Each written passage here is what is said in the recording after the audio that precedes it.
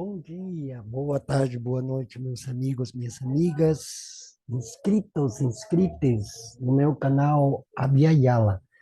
Isto é comunicação popular, nômade e pluriversal.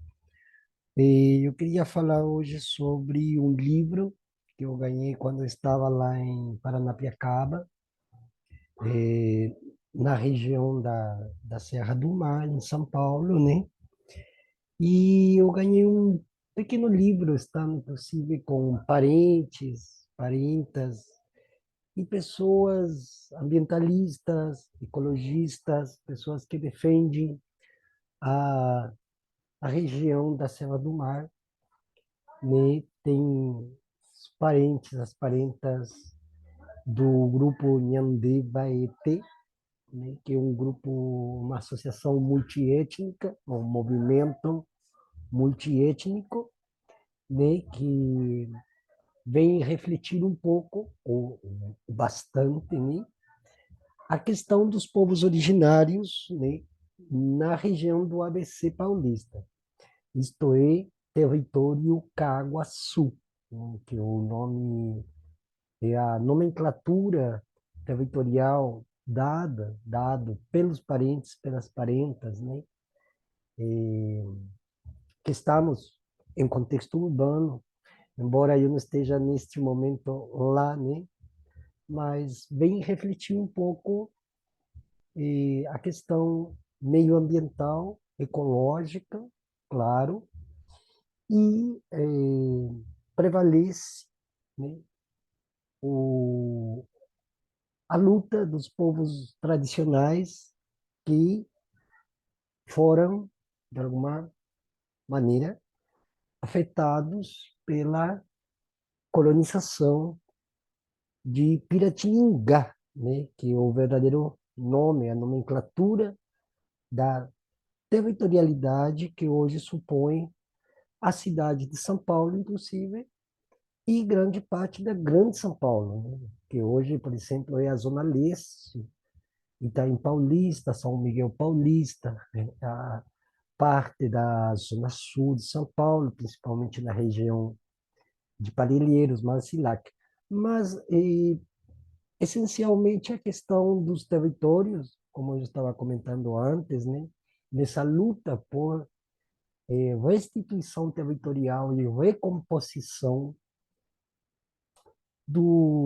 das comunidades, né? Para uma reparação histórica, para um revisionismo histórico, inclusive local, ou seja, desde o território de Caaguaçu e tudo aquilo que permeia a territorialidade, né? Piratininga, São Paulo. Bom, o livro é esse aqui, né?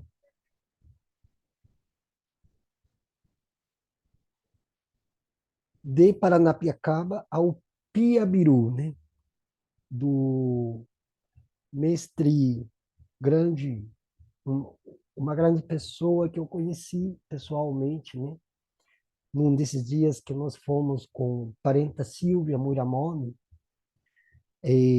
até um pequeno local que está lá em Paranapiacaba, uma cidade histórica, que ainda sofre com tem ressonâncias coloniais, né, com a questão meioambiental, né, tem muitas denúncias, irregularidades, né, em torno da região de Paranapiacaba. Tem inclusive até um cemitério indígena, que inclusive me parece que a Sabesp, que agora está inclusive em disputa, né, jurídica, ou seja, na justiça, através do Ministério Público de São Paulo, tem umas pendências que a Sabesp precisa resolver em função de que eles tomaram um vasto espaço da região de Paranapiacaba e fizeram umas construções, né, umas gambiarras, né, por falar assim. Bom, de Paranapiacaba ao Piabiru, foi escrito por várias pessoas, inclusive aqui tem os nomes, né? A equipe do projeto, né? Paula Cordeiro, Israel Mário Lopes, que eu conheço também pessoalmente, Ali Oshiro, que é produtor, diretor, e também trabalha na área de comunicação, né? Morador da vila de Paranapiacaba. Tem a Regina Azevedo, que também eu conheço ela, né? É, pesquisadora visual, artística, trabalha com ilustração, né? A Paula é editora de vídeos, de montagens, né? Israel é monitor ambiental e cultural, educador socioambiental, de família ferroviária, nascido, criado e morador de Paranapiacaba. Tem Hércules Soares, né? É, que trabalha na área da defesa da Mata Atlântica, né? Eduardo Pim, que é guia de turismo, historiador, monitor. Jairo Costa, pesquisador e editor. Lucas Roque, do projeto Mapeada, né? Cleiton Cardoso, que trabalha na área de captação de imagens, drones, né? E a convidada, né, a Silvia Guaianá Muiramomi, né, ativista microempresária indígena urbana da etnia Guaianá Muiramomi, povo originário do sertão paulista, ativista do movimento indígena em contexto urbano e do coletivo Ressurgentes, né? Socióloga, mãe, avó, uma pessoa maravilhosa com a qual nós trabalhamos o ano passado, né? Para que, inclusive, o Nhandê Vaeté seja conhecido, reconhecido, respeitado e mutuamente ligado, ou a associação multiétnica ligada aos estudos sobre questões indígenas e meioambientais, né? A apresentação do projeto eu vou ler um pouquinho aqui para vocês, né? Tradicionalmente, contamos a história da vila de Paranapiacaba a partir da chegada dos ingleses. Porém, séculos antes disso, a região já era conhecida pelos indígenas como um dos caminhos mais rápidos entre o litoral e o Planalto Paulista. Este projeto tem como objetivo apresentar o fruto de uma pesquisa sobre a nossa região desde o seu surgimento geológico até os dias de hoje. Cabe ressaltar que essa ainda é uma visão colonizada e não representa a perspectiva dos povos originários, mas ainda assim propõe um olhar diferente da visão eurocêntrica e romantizada sobre a tal descoberta da América, né? Aqui tem um mapa, inclusive, ó, como vocês podem ver, tem um mapinha aqui. É, e aqui já começa como uma faixa introdutória, né? O Sol é considerado um deus para muitos povos ao redor do mundo. No passado, povos indígenas percorreram caminhos orientados pelo seu movimento. O que chamamos de caminho do Peabiru não tinha um nome definido. Alguns povos originários seguiam em direção ao nascimento e ao pôr do sol, que são também referências de direção entre o Oceano Atlântico e o Oceano Pacífico.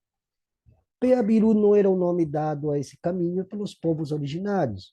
Foi nomeado assim depois da colonização. Ele era o próprio percurso em direção ao sol. Na mitologia guarani, buscava também a terra sem males, algo muito parecido. Ontem, inclusive, eu fui convidado por um grupo europeu que trabalha em função de denúncias contra os povos originários e contra os povos, no sentido geral, aqui nas Américas, em Abya Yala, né? Abya Yala tem também esse matiz lexical, esse matiz semântico que reflete também aquela coisa de terra sem males, né? Terra salva, salva por quem? Salva pelos povos que cuidam da terra, que cuidam das florestas, que cuidam dos rios, das águas, dos mares, né? Bom, a palavra Paranapiacaba tem como origem no Tupi-Guarani e quer dizer lugar desde onde se vê o mar, ou grande rio. Paraná, Piaque, Aba. Candidata a Patrimônio da Humanidade, Paranapiacaba já é considerada patrimônio nacional, estadual e municipal. Sua relevância histórica, natural e cultural faz desde desse lugar um tesouro que precisa ser preservado. Nesse livro, vamos fazer uma viagem no tempo desde a formação geológica da nossa região, os povos originários, a chegada dos primeiros europeus, a ferrovia, o turismo e nossas perspectivas para o futuro. E aqui conta também uma história muito interessante que tem a ver com o prefixo pan, né? E o prefixo pan é um prefixo que simula, de alguma forma, um sentido holístico da vida, tanto no sentido da vida material, em torno do que é a terra e todos os elementos que a compõem, e também, do outro lado, Pan tem um sentido espiritual de uma visão, um sentido holístico sobre as espiritualidades, né? É, na verdade, se a gente faz um percurso pelas mitologias grega, pelas mitologias assírias, pelas mitologias eh, hebraicas, né, semíticas, na verdade, e até nas mitologias nórdicas, germânicas, nós encontramos o pão, né, pão com um sentido de uma união de vários etos que parece que são diferentes um do outro, mas têm linhas correlativas de ligação umas com as outras através do sentido que se dá no aspecto simbólico de uma iconografia resultante dessa forma de ser e estar no mundo através dos diferentes povos, comunidades, regiões, etnias, nações e etc. Então, aqui o livro, olha, eu estou mostrando para vocês aqui, eu vou ver se acho esse texto em PDF.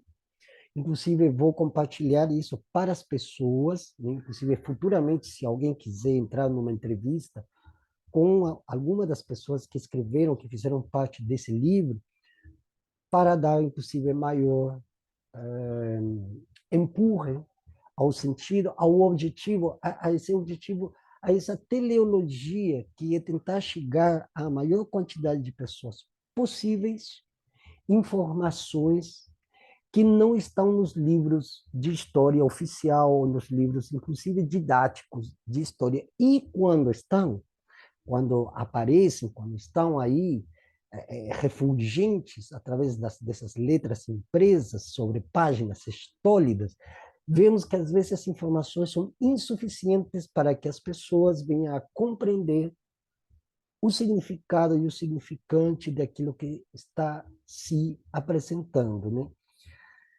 Há milhões de anos atrás, existia no nosso planeta apenas um grande continente conhecido como Pangeia, né? Que tem o sufixo geia, gea, que daí inclusive vem. Eu tenho um livro aqui que é do James Lovelock, que é sobre a Gaia, né? Gaia como ciência, né? Inclusive, até eu vou fazer um vídeo sobre esse livro, que eu tenho lido já umas 2 vezes, e é interessante, mesmo com vários questionamentos, críticas e prerrogativas, mas dá para perceber como alguém, mesmo com uma visão eurocêntrica, mas já desde o século XIX, século XX, já vinha alertando sobre a possibilidade e a probabilidade de ter digamos, uma consideração com a nossa mãe terra. Então, tem essa coisa da Pangeia, Geogeia, Gaia, daí Pacha, Pachamama, né? Que é a questão da tradição oral dos povos tradicionais andinos, né? Tem, tem, tem essa coisa toda, né? E aqui fala que com o passar do tempo, as placas tectônicas foram se movimentando, o grande continente foi se separando e suas partes foram se distanciando e se diversificando. Esse movimento é conhecido como deriva continental, né? Então, por exemplo, o Brasil está em cima de uma placa que se chama a placa sul-americana, né? Então, tem a placa de Nazca, tem várias as placas tectônicas que estão nas profundezas da Terra e que, segundo o que conta aqui o livro, já existia um grande continente unido apenas por uma só placa tectônica e que depois porque e a partir daqui, inclusive, Lovelock já fala que a Terra é um grande ser vivo que se liga com todos os seres vivos, todos, inclusive as pedras, os seixos, as rochas, né?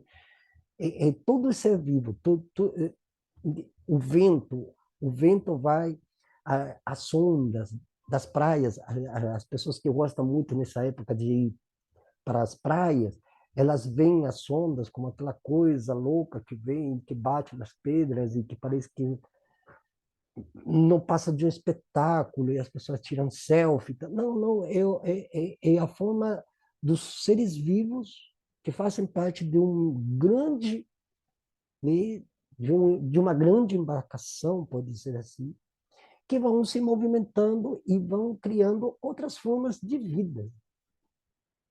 Inclusive, essas pedras, essas rochas, seixos no mar, que a gente parece que vê elas como se estivessem mortas, como se estivessem inertes ou inermes.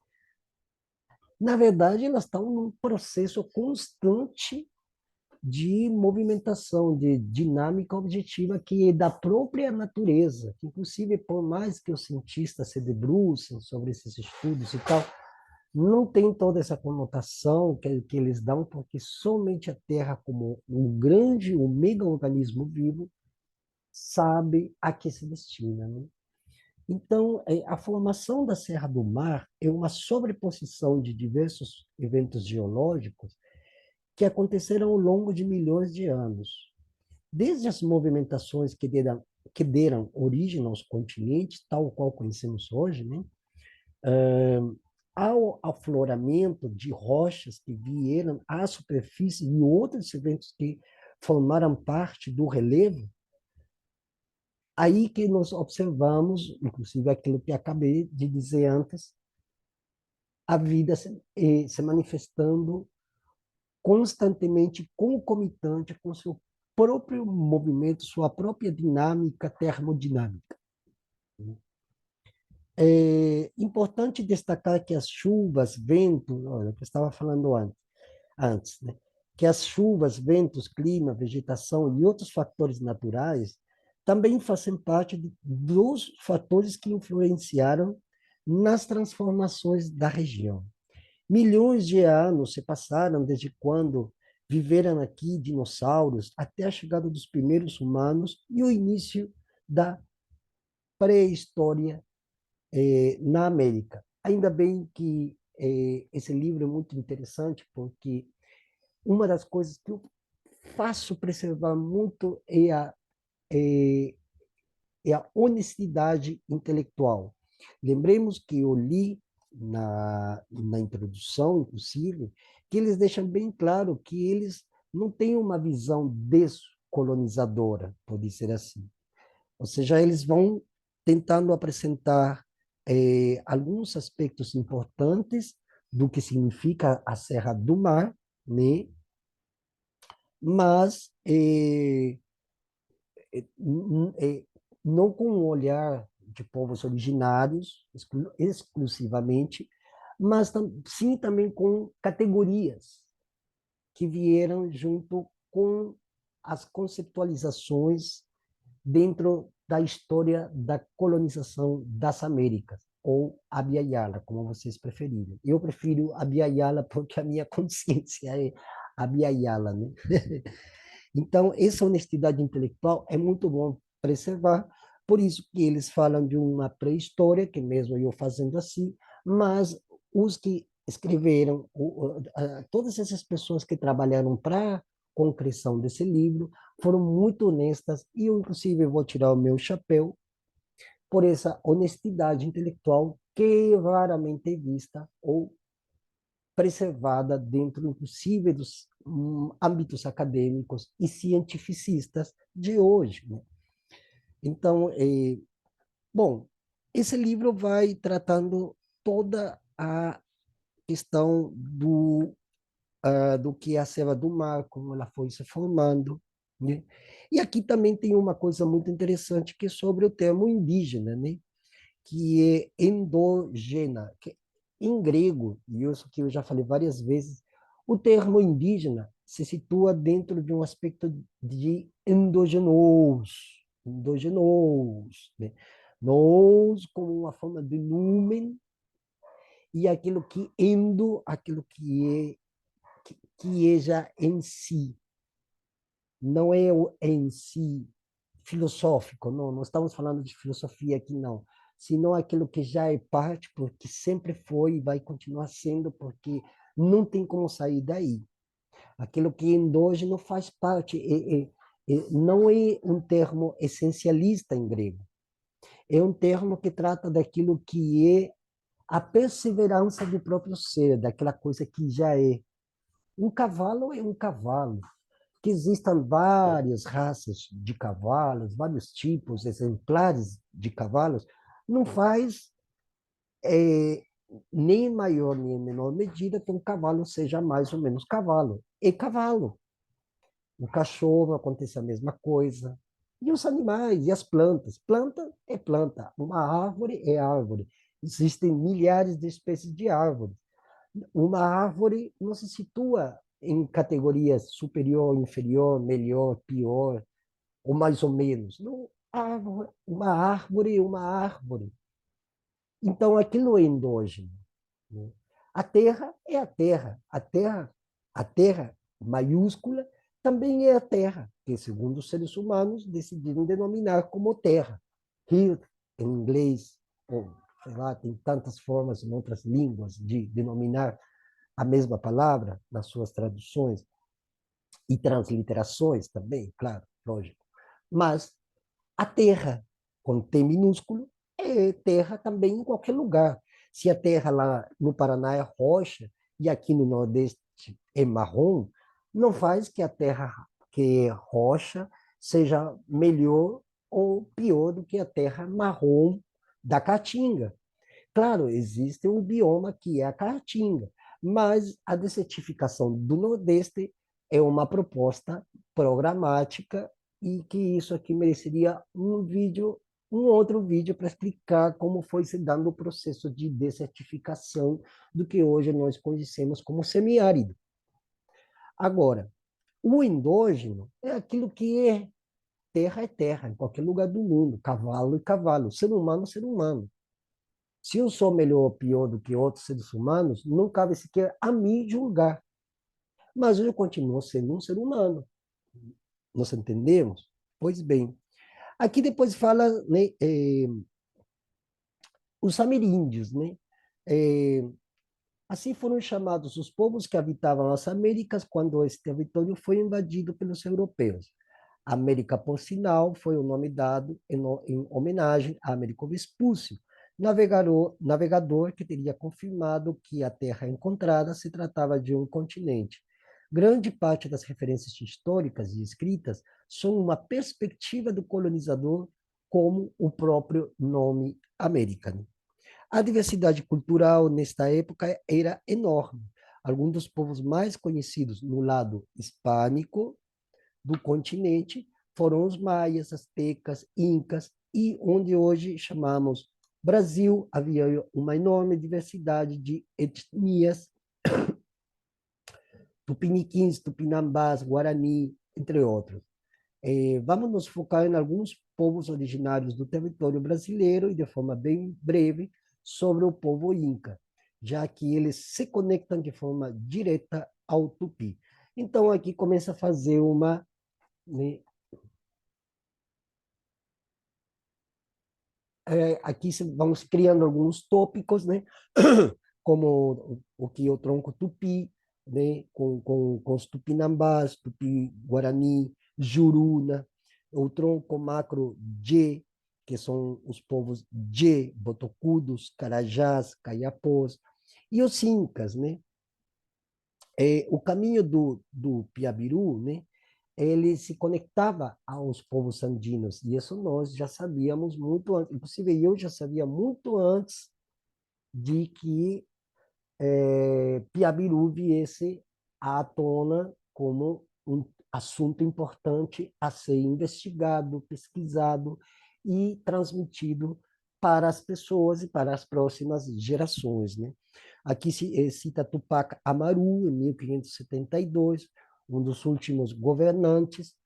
Lembremos que governantes não tem o mesmo sentido de governantes, como nós conhecemos hoje, que são nas hierarquias de dominação. Naquela época não existia. Aqui uma coisa muito interessante, perceber que tudo que foi escrito pelos brancos, pela branquitude conceitual, gramatical, lexical, e desde a subjetividade dos povos europeus, dos povos que vieram desde as Europas em direção à América Latina, né?